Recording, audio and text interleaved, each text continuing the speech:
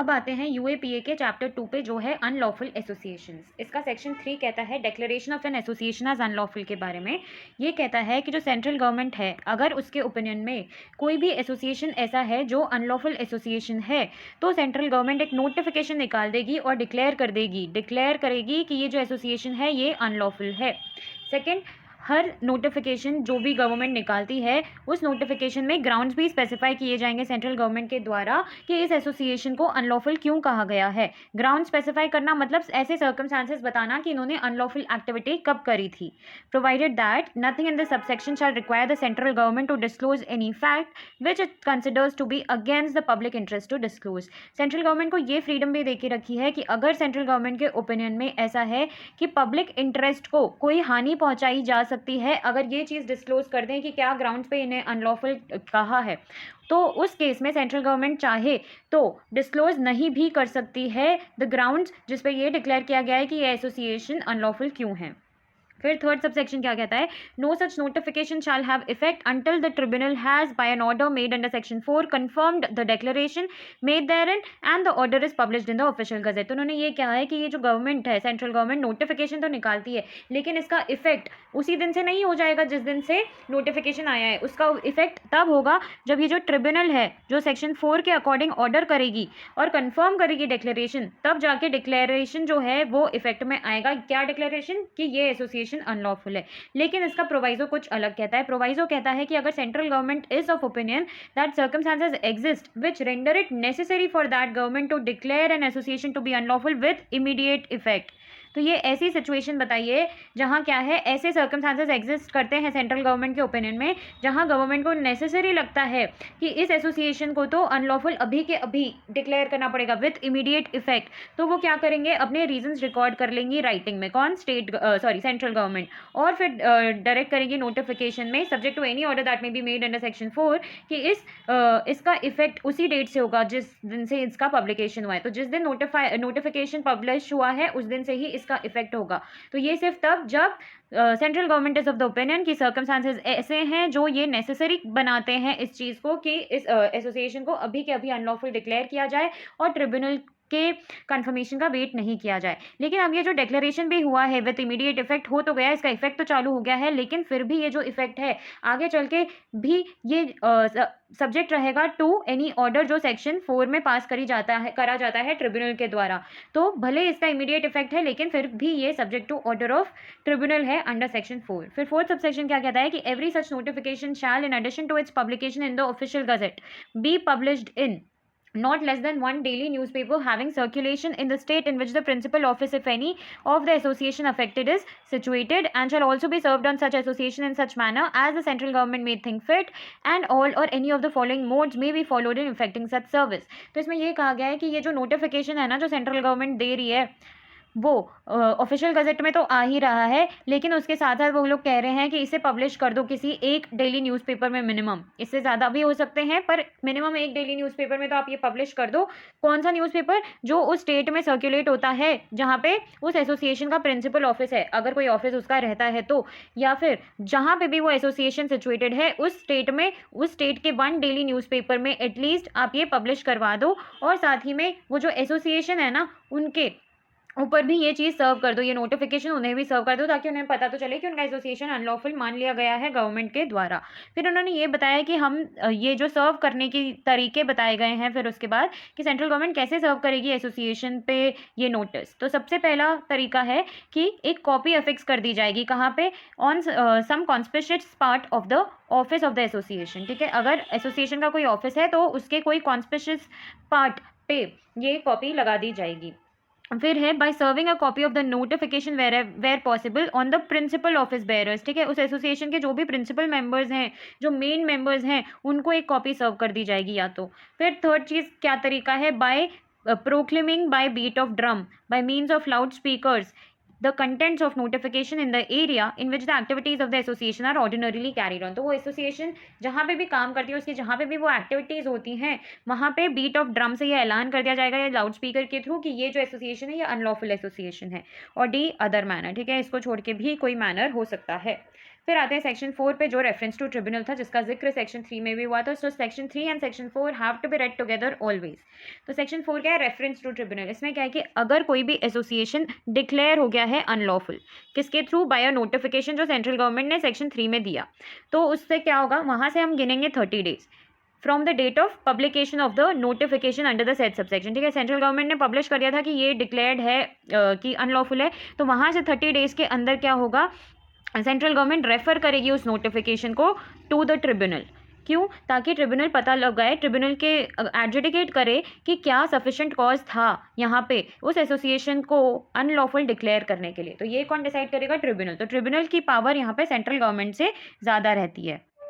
अब since reference की receipt हो गई है, मतलब रेफरेंस की रिक्वेस्ट आ गई है ट्रिब्यूनल के पास, तो अब ट्रिब्यूनल क्या करेगी? ट्रिब्यूनल उस एसोसिएशन को बुलाएगी कि आप आओ और शो कॉज करो।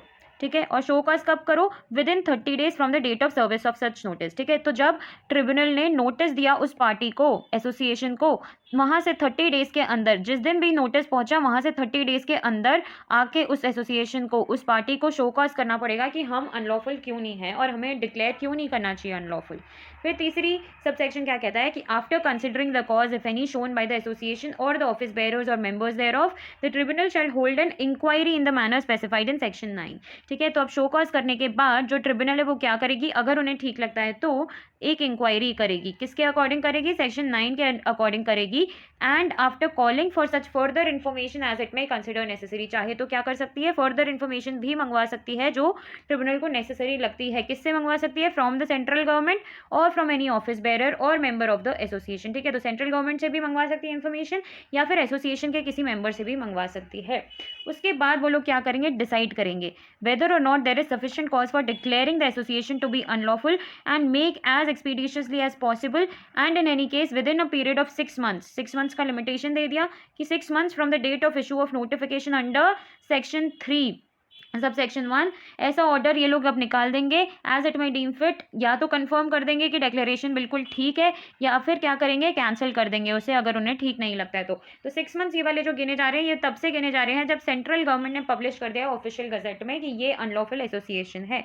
वहाँ से 6 महीने के अंदर ट्रिब्यूनल अपना कंफर्म कर देगी या तो डिक्लेरेशन या फिर कैंसिल कर देगी। फिर फोर्थ क्या है? The order of the tribunal shall B published in the official gazette.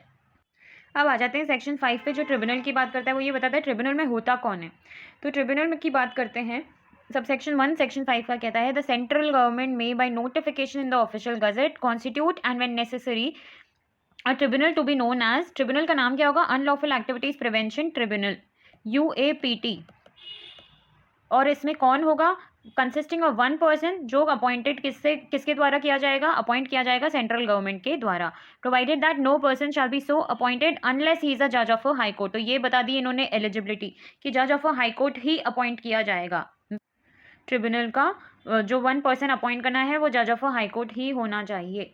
Second चीज, if for any reason a vacancy other than a temporary absence occurs in the office of the presiding officer of the tribunal, presiding officer के office में vacancy आई है और वो temporary basis पे नहीं, permanent basis पे है वो वैकेंसी, तो क्या होगा? सेंट्रल गवर्नमेंट अपॉइंट करेगी, shall appoint another person in accordance with the provisions of this section, ताकि उस वैकेंसी को फिल कर दिया जाए। एंड मे बी ये जो प्रोसीडिंग्स है, proceedings will be continued before the tribunal from the stage eight which the vacancy is filled. तो जहाँ से भी वैकेंसी फिल हो गई वहाँ से प्रोसीडिंग्स चालू करी जाएंगी, वहीं से कंटिन्यू होंगी प्रोसीडिंग्स। फिर है third, the central government shall make available to the tribunal such staff as may be necessary for the discharge of its functions under this act. ठीक है। Fourth, all expenses incurred in connection with the tribunal shall be defrayed out of consolidated fund of India. ठीक है, क्योंकि central government की हम बात कर रहे हैं इतने टाइम से, तो कंसोलिडेटेड फंड ऑफ इंडिया जो होगा उसमें से फंड्स दिए जाएंगे किस चीज़ के लिए? एक्सपेंसेस जो इनकर करे जाते हैं इन connection with the tribunal. Fifth, subject to the provisions of Section 9, the tribunal shall have power to regulate its own procedure in all matters arising out of the discharge of the functions, including the place or places at which it will hold its sittings। तो इसमें कह दिया कि जो section 9 है उसके according जो tribunal है वो उसके पास पावर रहेगी कि वो खुद का प्रोसीजर एक तो बनाए, और दूसरी चीज़ जो भी उसके सिटिंग्स हैं वो कहाँ होगी वो भी ट्रिब्यूनल ही डिसाइड करेगा। और ये किस चीज़ का पार्ट है? डिस्चार्ज ऑफ फंक्शंस का पार्ट, और डिस्चार्ज ऑफ फंक्शन से रिलेटेड भी कुछ भी हो वो ट्रिब्यूनल खुद डिसाइड करेगा। सिक्स सब सेक्शन क्या कहता है? The tribunal shall for the purpose of making an inquiry under this act shall have the same powers as are vested in a civil court under CPC। ठीक है, तो civil court की क्या powers होती है वो हमें पता ही है। वाइल ट्राइंग अ सूट, तो पावर होती है समन करने की and enforcing the attendance of any witness and examining him on oath. फिर दूसरी पावर होती है discovery and production of any document or other material object producible as evidence. फिर है कि वो एविडेंस भी ले सकता है एफिडेविट्स पे। फिर the requisitioning of any public record from any court or office. ठीक है, किसी पब्लिक रिकॉर्ड में से कोई भी पब्लिक रिकॉर्ड मंगवा सकता है किसी भी कोर्ट या ऑफिस से। फिर क्या कर सकता है, कमीशन इशू कर सकता है for the examination of witness. तो क्या क्या पावर हो गई, एक हो गई समन करने की और फिर एग्जामिनेशन लेने की। फिर ये हो गई पर्सन रिलेटेड। फिर हुई डिस्कवरी एंड प्रोडक्शन, ये डॉक्यूमेंट रिलेटेड हो गई कि डिस्कवरी ऑफ डॉक्यूमेंट का ऑर्डर दे सकता है कि प्रोड्यूस करो ये डॉक्यूमेंट। फिर एफिडेविट से रिलेटेड क्या हुई कि एविडेंस लिया जा सकता है एफिडेविट्स पे इसके द्वारा। और डी क्या हुई कि किसी भी पब्लिक रिकॉर्ड को ये मंगवा सकता है किसी भी कोर्ट या ऑफिस से। और ई है कि किसी भी विटनेस की एग्जामिनेशन के लिए कमीशन इशू करी जा सकती है इसके द्वारा। फिर 7 सबसेक्शन क्या कहता है, any proceeding before the tribunal shall be deemed to be a judicial proceeding within the meaning of sections 193 and 228 of IPC and the tribunal shall be deemed to be a civil code for the purpose of section 195 and chapter 26 of the code. मतलब code मतलब क्या हुआ, CRPC।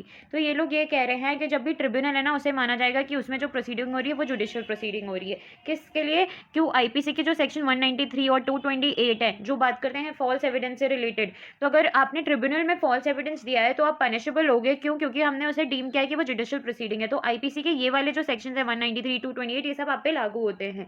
और फिर इन्होंने ये कहा है कि ट्रिब्यूनल को माना जाएगा कि ट्रिब्यूनल एक सिविल कोर्ट है, किस सेक्शन के लिए, for the purpose of section 195 and chapter 26 of the code. Code मतलब CRPC। तो सेक्शन 195 ऑफ CRPC क्या है, prosecution for contempt of lawful authority of public servants for offences against public justice and for offences relating to documents जो evidence में दिए जाते हैं, वो बात करता है सेक्शन 195। और चैप्टर 26 ऑफ द CRPC क्या कहता है, provisions as to offences affecting the administration of justice. तभी इसमें सेक्शन 340 से चालू हो जाता है और उससे रिलेटेड प्रोविजंस है जो बात करते हैं उन सेक्शन की। सेक्शन 195 जो अभी हमने बात करी उसके प्रोसीजर की और उससे रिलेटेड अपील वगैरह इसके आगे वाले सेक्शन में, समरी प्रोसीजर वगैरह इसके आगे वाले सेक्शन में है। फिर है सेक्शन 6 इस एक्ट का। सेक्शन 6 है period of operation and cancellation of notification. 1. Subject to the provisions of subsection 2, a notification issued under section 3 shall, if the declaration made therein is confirmed by the tribunal by an order made under section 4, remain in force for a period of 5 years from the date on which the notification becomes effective। ठीक है, तो इन्होंने term बता दी है किस चीज़ की, कि कोई भी एसोसिएशन को अनलॉफुल कब तक माना जाएगा, हमेशा तो अनलॉफुल कब तक माना जाएगा। तो इन्होंने कह दिया है कि पीरियड है 5 ईयर्स, 5 ईयर्स तक माना जाएगा कि कोई भी एसोसिएशन अनलॉफुल है। अब ये एसोसिएशन अनलॉफुल है और ये 5 ईयर्स हैं, ये 5 ईयर्स हमें गिनना कब से है, तो ये हमें तब से गिनना है जब ट्रिब्यूनल ने कंफर्म कर दिया है। जिस दिन से ट्रिब्यूनल ने कंफर्म कर दिया उस दिन से इफेक्ट में आता है वो नोटिफिकेशन, वैसे तो वहीं से माना जाएगा कि टर्म ऑफ 5 ईयर्स वहीं से गिनी जाएगी और वो जब खत्म हो जाएगा तो उस एसोसिएशन पे से जो अनलॉफुल एसोसिएशन का टैग है वो हट जाएगा। सब्जेक्ट टू ये सबसेक्शन 2 था, तो सबसेक्शन 2 पढ़ लेते हैं। सबसेक्शन 2 कहता है notwithstanding anything contained in subsection 1, the central government may either on its own motion or on the application of the person of aggrieved at the time cancel the notification issued under section 3 whether or not the declaration made therein has been confirmed by the tribunal। तो इसमें एक बहुत ही बड़ी power central government को दी गई है जो वो अपने खुद के मोशन पे भी कर सकती है, मतलब खुद से भी कर सकती है, और अगर उन्हें सेंट्रल गवर्नमेंट को एप्लीकेशन आती है अग्रीव पर्सन की तो भी कर सकती है। क्या कर सकती है, नोटिफिकेशन को कैंसिल कर सकती है जो उन्होंने खुद ने ही पास किया था सेक्शन 3 में। और ये नोटिफिकेशन वो खुद कैंसिल कैसे कर सकती है, चाहे वो ट्रिब्यूनल ने कंफर्म किया हो या ना किया हो, वो कैंसिल करने की पावर रखती है। तो सेंट्रल गवर्नमेंट के पास ये बहुत बड़ी पावर है, इसलिए ये सबसेक्शन 2 जो है सेक्शन 6 का ये बहुत इंपॉर्टेंट है कि सेंट्रल गवर्नमेंट किस केस में ट्रिब्यूनल का जो वो है स्टैंड उसको भी ओवरकम कर सकती है। तो वो है सेक्शन 6 के सबसेक्शन 2 में। फिर आते हैं सेक्शन 7 पे, power to prohibit the use of funds of an unlawful association. 1. Where an association has been declared unlawful by a notification issued under section 3 which has become effective under subsection 3 of that section and the central government is satisfied after such inquiry as it may think it fit that any person has custody of any monies, securities or credits which are being used or are intended to be used for the purpose of the unlawful association.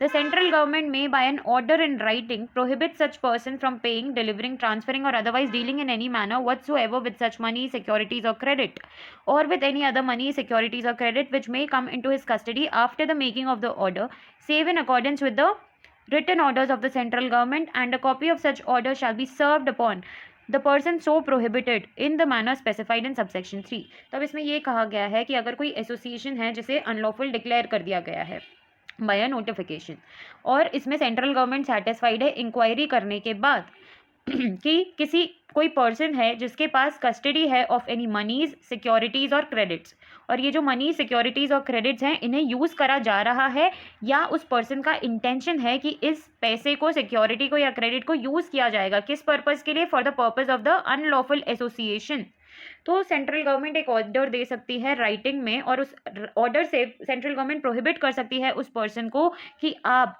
Payment नहीं करेंगे, delivery नहीं करेंगे, transfer नहीं करेंगे, या otherwise भी आप deal नहीं करेंगे उन पैसों से, सिक्योरिटी से या क्रेडिट से, या कोई भी और मनी, सिक्योरिटी या क्रेडिट जो उनकी कस्टडी में आती है उस ऑर्डर के बाद से। ठीक है, आप नहीं करेंगे, आपको प्रोहिबिट कर दिया कि आप ये सब नहीं करेंगे, लेकिन और अगर करना है तो दैट यू विल डू किसके अकॉर्डिंग, जो रिटन ऑर्डर में सेंट्रल गवर्नमेंट ने बताया है कि आप इतना अमाउंट यूज़ कर लो या इस तरीके से यूज़ कर लो, तो उतना आप कर सकते हो, पर उसके अलावा आप नहीं यूज़ कर सकते।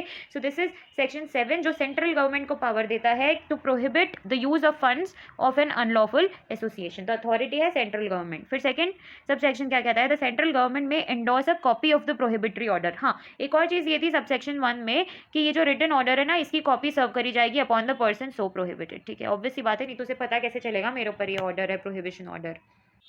फिर आते हैं सबसेक्शन 2 पे। तो सेंट्रल गवर्नमेंट इसमें क्या कर रहा है, central government may endorse a copy of the prohibitory order made under subsection 1 for investigation to any gazetted officer of the government it may select, and such copy shall be a warrant wherever such officer may enter in or upon any premises of the person to whom the order is directed, examine the books of such person, search for monies, securities and credits, and make inquiries from such person or any officer, agent or servant of such person touching the origin of any dealings of any money, securities or credits which the investigating officer may suspect are being used or are intended to be used for the purpose of the unlawful association।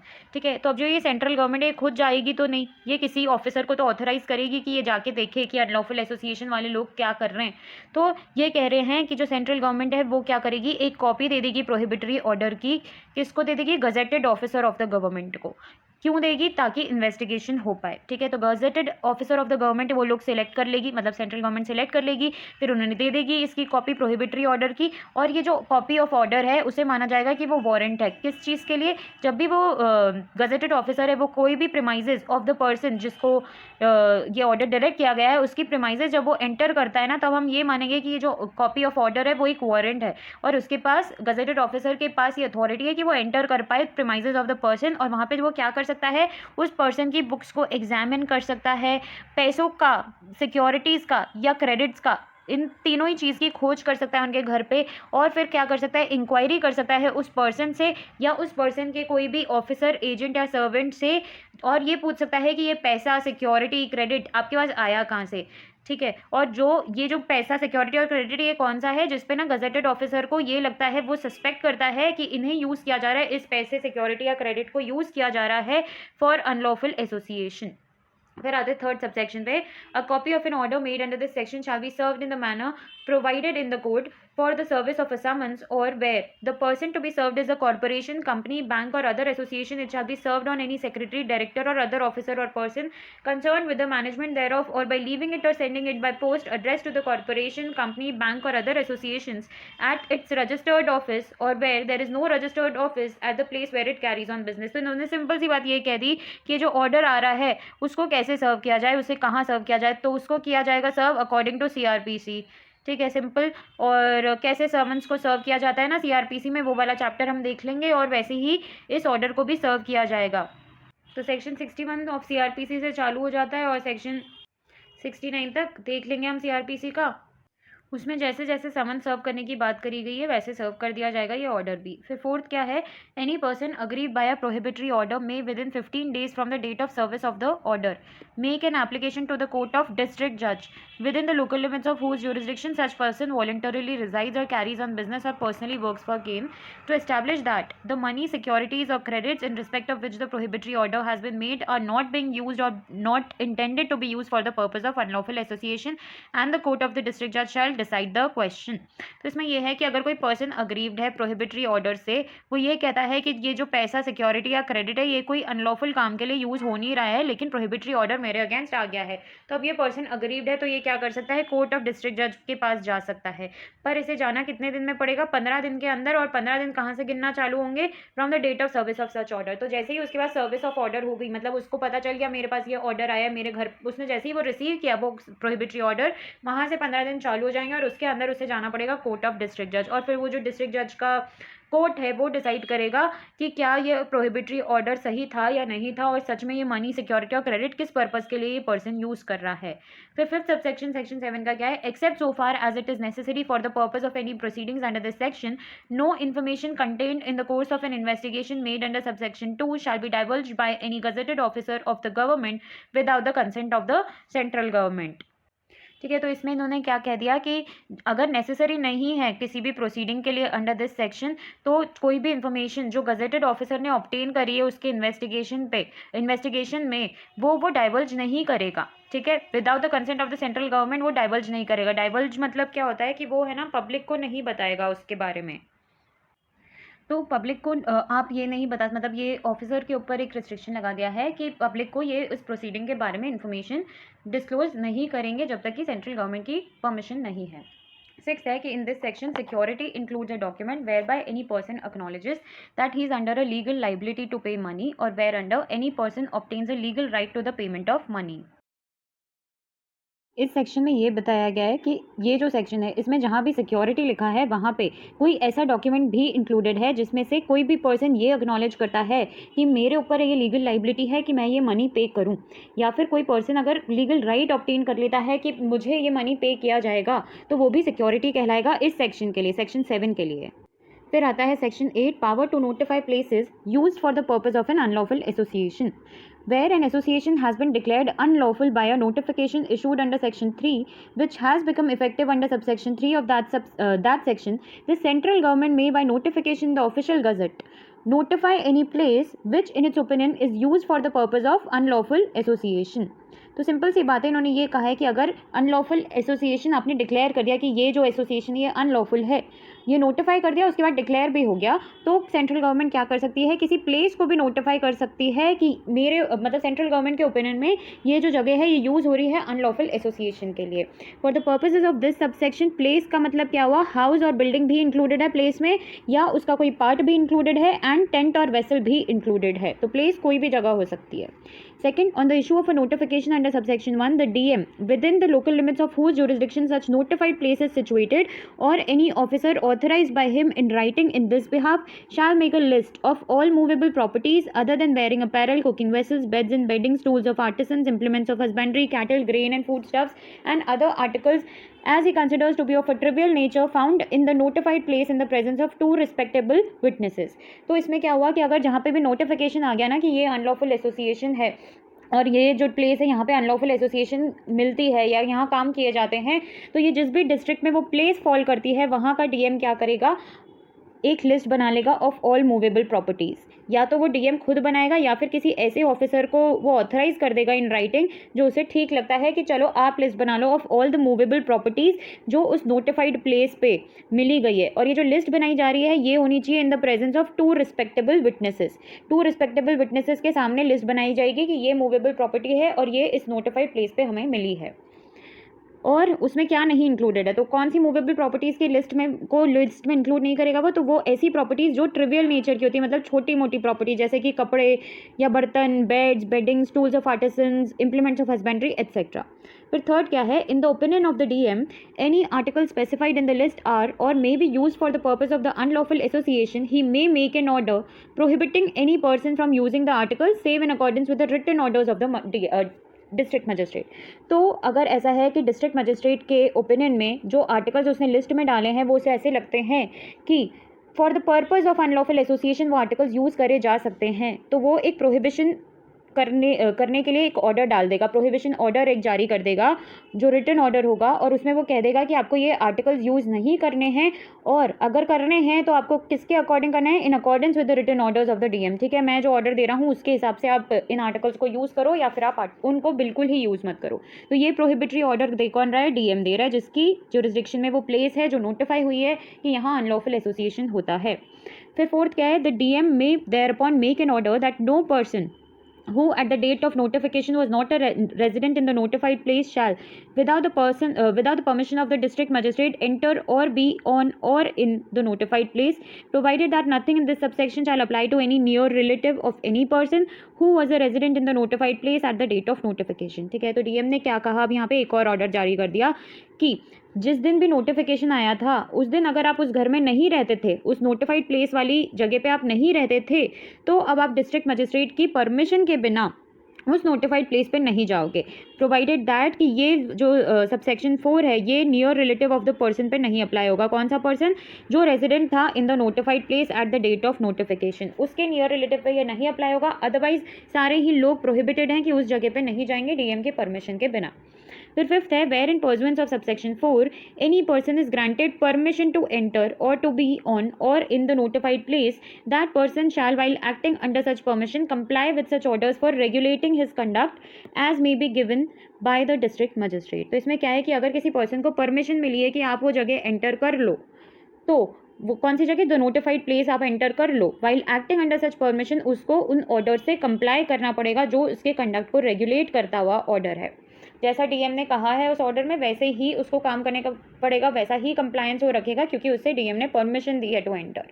Six क्या है, any police officer not below the rank of sub inspector or any other person authorised in this behalf by the central government may search any person entering or seeking to enter or being on or in the notified place and may detain any such person for the purpose of searching him, provided that no female should be searched in pursuance of this subsection except by a female। ठीक है, तो इसमें ये कह दिया कि कोई भी पुलिस ऑफिसर है जिसकी रैंक सब इंस्पेक्टर से कम नहीं है वो किसी और पर्सन को सर्च कर सकता है। कौन से पर्सन को, ऐसा पर्सन जो एंटर कर रहा है या seeking to enter that notified place है।